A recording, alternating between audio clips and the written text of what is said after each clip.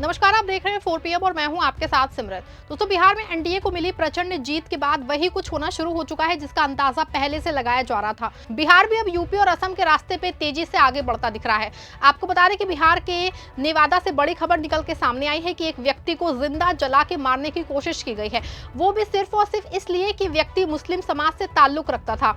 और सबसे बड़ी बात है कि नीतीश कुमार की पुलिस करने की बजाय गिरफ्तारी को गिनाने में लग गई है। हालांकि इस बीच मॉब लिंचिंग का शिकार हुए परिवार पे गम का पहाड़ टूट पड़ा है और 3 छोटे बच्चों की परवरिश पे संकट की काली छाया मंडराने लगी है।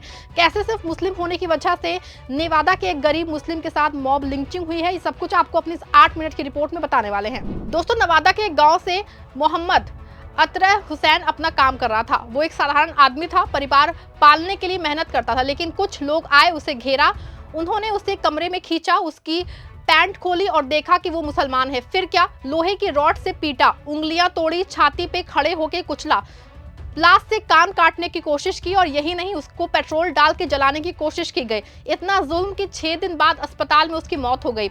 उसकी पत्नी ने बताया कि हमले वाले उसे मियां कह के ताने मार रहे थे। ये कोई दुर्घटना नहीं है बल्कि सोची समझी नफरत थी। पुलिस ने 4 लोगों को गिरफ्तार किया है, लेकिन क्या न्याय होगा? शायद नहीं, क्योंकि ऐसे केसों में बीजेपी की सरकारों में न्याय की जगह राजनीति होती है। अब सोचिए, घटना अकेली नहीं है। बिहार में पहले भी मॉब लिंचिंग हुई है, लेकिन अब ये बढ़ रही है। क्यों? क्योंकि बिहार की एनडीए सरकार, जिसमें बीजेपी शामिल है, नीतीश सरकार भी यूपी और असम की तरह काम कर रही है। यूपी में योगी सरकार ने लव जिहाद कानून बनाए, मुसलमानों को कई बार टारगेट किया गया। असम में हिमंता बिस्वा शर्मा ने एनआरसी के नाम पे लाखों को बेघर किया और अब बिहार में नीतीश कुमार की सरकार वही रास्ता अपनाती नजर आ रही है। ऐसे में कहीं ना कहीं बीजेपी की राज्य सरकारों पे आरोप लगता है कि वो नफरत फैला रही हैं ताकि वोट बटोर सके, लेकिन सब कुछ जनता की जान की कीमतों पे हो रहा है, जो कि ना सिर्फ शर्मनाक है बल्कि एक गलत तस्वीर भारतीय समाज की दुनिया के सामने पेश कर रहा है। दोस्तों, आंकड़े झूठ नहीं बोलते हैं। 2014 में मोदी सरकार आई और उसके बाद मॉब लिंचिंग के मामले बढ़ गए। इंडिया स्प्रेड की रिपोर्ट कहती है 84% विक्टिम्स मुसलमान हैं। क्यों? क्योंकि बीजेपी और आरएसएस कहीं ना कहीं नफरती चिंटुओं को शह देती नजर आती है। उनके खिलाफ कड़ी कार्रवाइयां नहीं होती हैं। बीजेपी के राज्य सरकारों की हर कोशिश होती है कि इस तरह के लोगों को बचाया जाए और नवादा की घटना इसी का नतीजा है। वैसे मोदी के परम भक्त बनने के बाद नीतीश कुमार कहते हैं सबका साथ सबका विकास, लेकिन सच इससे अलग दिखाई देता है। मोहम्मद अतहर एक गरीब परिवार से था। वो गांव-गांव साइकिल पे कपड़े रख के फेरी लगाता था। उस दिन वो काम पर था जब नफरत पसंदों ने उसको पकड़ लिया। अतहर के परिवार वालों के अनुसार भट्टा गांव के पास 6 से 7 युवकों ने उसको रोक लिया। ये युवक नशे में लग रहे थे। उन्होंने अतहर से उसका नाम पूछा, पता पूछा। जब अतहर ने अपना नाम बताया, मोहम्मद अतहर हुसैन, तो वो और गुस्से में आ गए। अतहर की पत्नी शबनम परवीन ने बाद में मीडिया को बताया कि उन युवकों ने अतहर की पैंट खोल के उनका धर्म चेक किया। जी हाँ, आपने सही सुना, पैंट खोल के देखा कि वो किस धर्म के हैं। फिर उन्होंने अतहर पे चोरी का इल्जाम लगाया और बेरहमी से पीटना शुरू कर दिया। इतना ही नहीं, वो पेट्रोल डाल के आग लगाने की कोशिश भी कर रहे थे, लेकिन किसी तरह अतहर बच गए। लेकिन पिटाई इतनी बुरी थी कि उसकी हालत गंभीर हो गई और 6 दिन हॉस्पिटल में रहने के बाद अतहर की मौत हो गई। और सबसे चौंकाने वाली बात है कि जब अतहर की पत्नी शबाना ने केस दर्ज कराया तो उल्टे दूसरे की ओर से अतहर पे चोरी के इल्जाम का केस दर्ज करा दिया गया, जबकि घटना के बारे में मरने से पहले अतहर ने मीडिया से बात की थी, जिससे इस बात का जिक्र था कि ये मॉब लिंचिंग की घटना है। और परिवार वालों का दावा भी है कि लेकिन अब इस मामले को सीधे तौर पे चोरी के रूप में पेश किया जा रहा है ताकि आरोपों पे जो है कड़ी कार्रवाई ना की जा सके और वो गैर इरादतन हत्या के केस में बाद में आसानी से रिहाई उनकी हो जाए। जबकि परिवार के अनुसार ये केस पूरी तरह से मॉब लिंचिंग से जुड़ा हुआ है।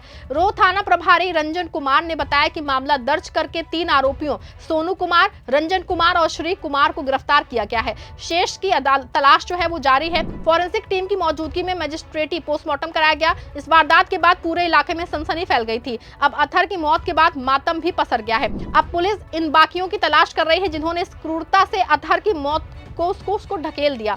याद कीजिए, गिरिराज सिंह जैसे मंत्री मुसलमानों को पाकिस्तान भेजने की बात करते हैं, जैसे ही ये उनका अपना देश नहीं हो, और ये सब कुछ पीएम मोदी की छत्र छाया में होता है।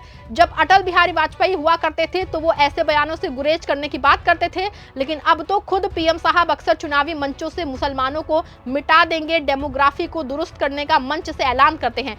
क्यों? क्योंकि ये उनकी वोट बैंक पॉलिटिक्स है। अखलाक को यूपी में मार दिया। मोदी सरकार ने क्या कहा? दुखद घटना, लेकिन कोई सख्त एक्शन नहीं। यहाँ तक कि यूपी सरकार अब मुकदमे से सीधा इंटरफेयर भी शुरू कर चुकी है। और अब जब नवादा में वही हुआ बिहार सरकार कह रही है कि जांच हो रही है, लेकिन जिस तरह से मॉब लिंचिंग की घटना को चोरी की घटना में तब्दील करने का इसका प्रयास हो रहा है, वो सारी कहानी को पलट देगा। नीतीश कुमार पहले सेक्युलर थे, लेकिन अब मोदी के साथ मिलकर वही कर रहे हैं जो मोदी और आरएसएस चाहता है, और बिहार भी अब यूपी और असम के रास्ते पे तेजी से आगे बढ़ता दिख रहा है।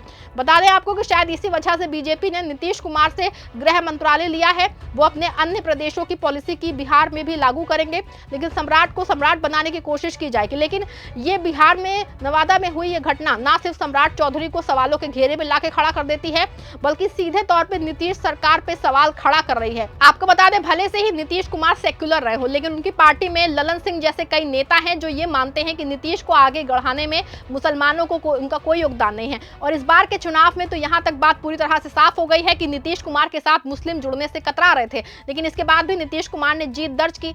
ऐसे में नीतीश कुमार से सेक्युलर समुदाय को भी बहुत उम्मीदें तो नहीं थी, लेकिन इतना जरूर था कि बिहार में जिस तरह की घटना अतहर के साथ हुई है वो नहीं होगी, और अगर ऐसी घटना होगी तो कड़ी कार्रवाई की जाएगी। लेकिन जिस तरीके से मॉब लिंचिंग को चोरी में बदलने का प्रयास हुआ है, वो सच में नीतीश सरकार पे सवाल उठा रहा है। हालांकि अभी जांच जारी है, लेकिन अतहर के 3 छोटे छोटे बच्चे हैं। अतहर की वाइफ शबाना का संसार पूरी तरह से उजड़ गया है। बच्चों की परवरिश कैसे होगी, परिवार को खर्चा कैसे उसका पूरा होगा, बच्चों की पढ़ाई, दवाई और जीवन यापन कैसे चलेगा, सब कुछ बहुत बड़े सवाल हैं। क्या जिन नफरत पसंदों ने एक परिवार को उजाड़ दिया है, नीतीश या मोदी सरकार इसी भरपाई पे उसकी कर पाएगी? फिलहाल ऐसा कुछ होता दिखाई तो दे नहीं रहा है, क्योंकि अतहर ने मीडिया में साफ तौर पर बयान दिया है और परिवार वालों का भी सीधा आरोप है।